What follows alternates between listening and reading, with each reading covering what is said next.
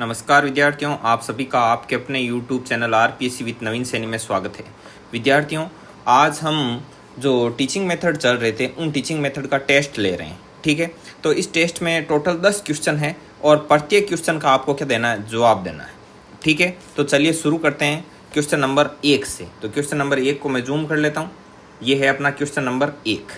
तो question number 1 कहता है कि व्यवहारिक गणित का भाग है। व्यवहारिक गणित मतलब अपने जो डेली लाइफ में जो मैथमेटिक्स काम आती है उसका कौन है, वो इन ऑप्शन में से वो पार्ट है अपने डेली लाइफ में जो मैथमेटिक्स यूज आती है उसका। तो संख्याओं का हिसाब लगाना ऑप्शन ए, जोड़ व बाकी ज्ञात करना ऑप्शन बी, समीकरणों का हल करना ऑप्शन सी और बैंकों की कार्य प्रणाली की जांच करना ऑप्शन डी। तो अब ए बी सी डी में से आप कौन सा ऑप्शन चूज करोगे, कमेंट बॉक्स में कमेंट करके ज़रूर बता देना।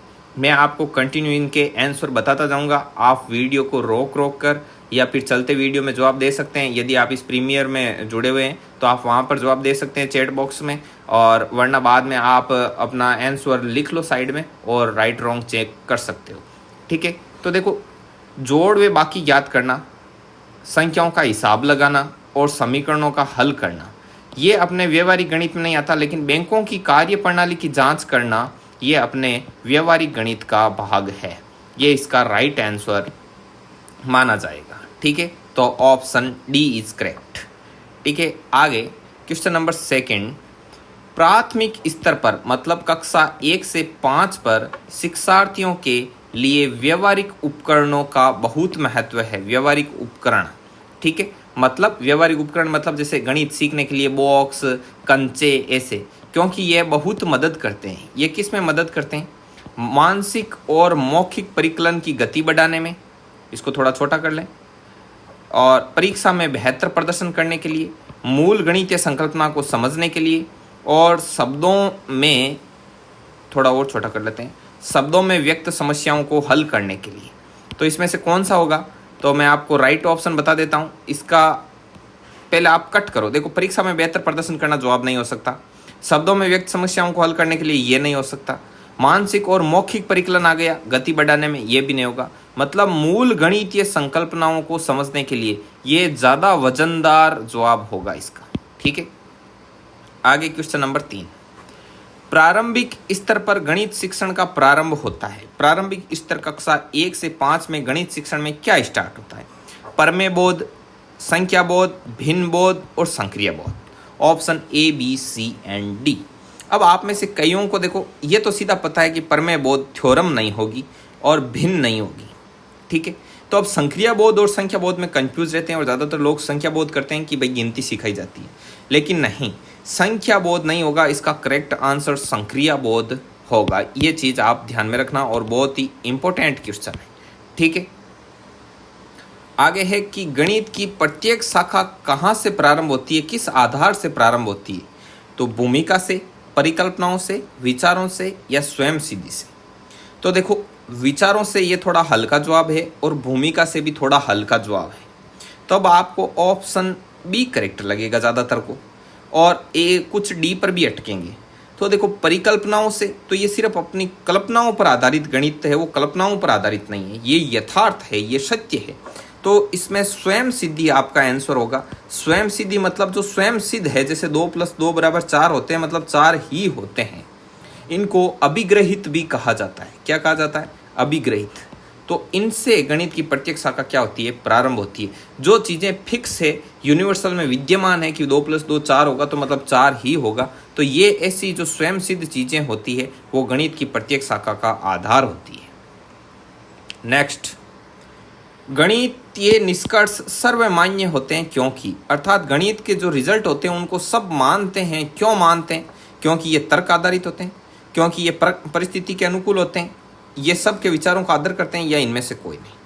तो अब आप इसको समझिए कि देखो, पहली बात, गणित है ये परिस्थिति के अनुकूल नहीं है। जो सत्य है वो सत्य है। ऐसे नहीं कि आज परिस्थिति ऐसी है कि गणित में 2 में से 2 जोड़ने पर 4 आ रहे हैं, तो कल परिस्थिति चेंज होते ही 5 आ जाएंगे, ऐसा नहीं है। तो ये परिस्थिति के अनुकूल नहीं होते इसके रिजल्ट। इसको क्रॉस करो। ये सब के विचारों का आदर करते हैं, जरूरी नहीं किसी को 2 + 2 है ना 5 अच्छा लगता है तो उसके विचारों का ये आदर नहीं करेगा। ठीक है, तो ये तर्क आधारित होते हैं। बिल्कुल सही जवाब है। क्यों? क्योंकि ये सिर्फ लॉजिक बेस्ड होते, तर्क चाहिए इनमें से, और ये अपने आप कट हो गया। ठीक है, ये 5 क्वेश्चन हो गए। अब 6 पर चलते हैं। गणित की विशेषता है। गणित की विशेषता क्या है कि देखो, वस्तुनिष्ठता, व्यक्तिनिष्ठता, समन्वयशीलता या भावात्मकता। तो पहली चीज आपको बता दूं कि गणित में भावों के लिए कोई जगह नहीं होती है। दुख, करुणा, या कि आप जैसे अभी दुखी होके बैठे हो तो आंसर अलग आ रहा है, खुश होके बैठे हो तो अलग आ रहा है, ऐसा कुछ नहीं होता। तो भावों का कोई यहाँ पर स्थान नहीं है। व्यक्तिनिष्ठता मतलब पर्सन टू पर्सन मैटर करेगी, बिल्कुल नहीं। ये सभी पर्सन के लिए समान होगी। आपके 2 × 2 4 हो रहे हैं तो मेरे भी 4 ही होंगे, तो व्यक्तिनिष्ठता भी नहीं होगा। अब इसमें आता है समन्वयशीलता और वस्तुनिष्ठता। तो इसमें आपका ज़्यादा करेक्ट आंसर वस्तुनिष्ठता इसमें आंसर होगा। ठीक है, इसमें जो करेक्ट आंसर है वो आपका वस्तुनिष्ठता होगा। ठीक है, समन्वयशीलता नहीं होगा। समन्वय का मतलब होता है जोड़बंदी, आपस में जोड़ तोड़ के, ऐसा इसमें कुछ नहीं होता है। मतलब जैसे 2-4 चीज़ें मिलकर के ऐसे समन्वय से ऐसे नहीं चलता, इसमें ये वस्तुनिष्ठता होता है। ठीक है, ये करेक्ट है। इसके बाद में व्यवहारिक गणित का अंग नहीं है। व्यवहारिक गणित मतलब जो डेली लाइफ में मैथमेटिक्स यूज आती है उसका अंग कौन सा नहीं है। तो देखो, समय, काम, मजदूरी की गणना करना ये अपनी डेली लाइफ से जुड़ी हुई चीज़ है। खेत खलियान में क्षेत्र की माप करना अपन करते ही रहते हैं, ये भी डेली लाइफ की चीज़ है। और डाक टिकटों आदि का लेखा करना ये भी डेली लाइफ रूटीन में आ जाता है। लेकिन ज्यामितीय प्रमेयों को हल करना ये नहीं आता, ये अपने डेली लाइफ रूटीन में नहीं आता, अर्थात ये व्यवहारिक गणित का भाग नहीं है। ठीक है, इसको कैंसिल करो, इसको भी कैंसिल करो। ठीक है, अब देखो, पाठ्य वस्तु की दृष्टि से गणित की प्रकृति है। पाठ्य वस्तु की दृष्टि से गणित की प्रकृति कैसी है, गणित का नेचर कैसा है। तो गणित सिद्धांतों और सूत्रों पर आधारित है, बिल्कुल सही बात है। गणित सार्वभौमिक और समान है, बिल्कुल सार्वभौमिक, यूनिवर्सल में पूरे ब्रह्मांड में गणित समान रूप से चलता है। आपके 7 × 3 21 हो रहा है, तो अमेरिका में भी ऐसा ही होगा, यूरोप में, सब जगह ऐसा होगा। इसके निष्कर्ष स्पष्ट होते हैं, बिल्कुल। तो ये सारी की सारी गणित की प्रकृति है, अर्थात इसमें उपरोक्त सभी आंसर होगा। आगे बढ़िए, क्वेश्चन नंबर 9। किस भारतीय गणितज्ञ ने सन 499 ईस्वी में पाई बराबर 3.1416 प्रतिस्थापित किया। तो आर्यभट्ट प्रथम, आर्यभट्ट द्वितीय, रामानुजन एंड ब्रह्मगुप्त। तो इसका सही जवाब कौन देंगे? इसका सही जवाब होगा आर्यभट्ट प्रथम। ठीक है, आगे बढ़ते हैं। क्वेश्चन नंबर 10, ये सभी को आता है मेरे ख्याल से। क्वेश्चन क्या है? तो क्वेश्चन से पहले मैं आपको एक चीज़ बता दूं कि ये जो अपना ये पेज है, ये टेस्ट का जो पेपर है, इसको यदि आप प्राप्त करना चाहते हैं तो डिस्क्रिप्शन बॉक्स में टेलीग्राम चैनल का लिंक दे रखा है, वहाँ से आप टेलीग्राम चैनल को ज्वाइन कीजिए और वहाँ पर ज्वाइन करते ही आपको अपना ये टेस्ट पेपर वहाँ पर मिलेगा। और वहाँ पर जो मैथमेटिक्स की जो शिक्षण विधियों की क्लासें रेगुलर चल रही है, उन सभी के लिंक्स, सभी PDF वगैरह सब मिलेगी। ठीक है, और हमारे इस चैनल पर 2nd ग्रेड का फर्स्ट पेपर GK वाला भी चल रहा है, तो आप उसका भी ज़रूर से ज़रूर आनंद लें। हर चीज़ बिल्कुल निःशुल्क है। ठीक है, टेस्ट आपको कैसा लगा? अच्छा लगता है तो आप इसको सब्सक्राइब ज़रूर से ज़रूर कीजिएगा, अपने मित्रों के साथ इसको शेयर कीजिएगा। ठीक है, आपका सहयोग हमें ज़्यादा से ज़्यादा लोगों तक पहुंचने में सक्षम बनाता है। ठीक है विद्यार्थियों, अब देखो, पाइथागोरस प्रमेय किस भारतीय गणितज्ञ ने पूर्व में ही ज्ञात कर ली थी? कात्यायन, ब्रह्मगुप्त, बोधायन और यूक्लिड।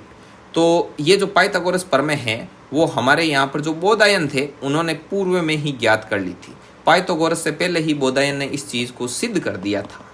ठीक है, तो विद्यार्थियों, आज अपने जो ये 10 नंबर का टेस्ट था, 10 ही क्वेश्चन थे और 10 नंबर का ही ये टेस्ट था। तो इस 10 में से आपके कितने नंबर आ रहे हैं तो अपने जो कमेंट बॉक्स है उसमें कमेंट करके ज़रूर से ज़रूर बताइएगा।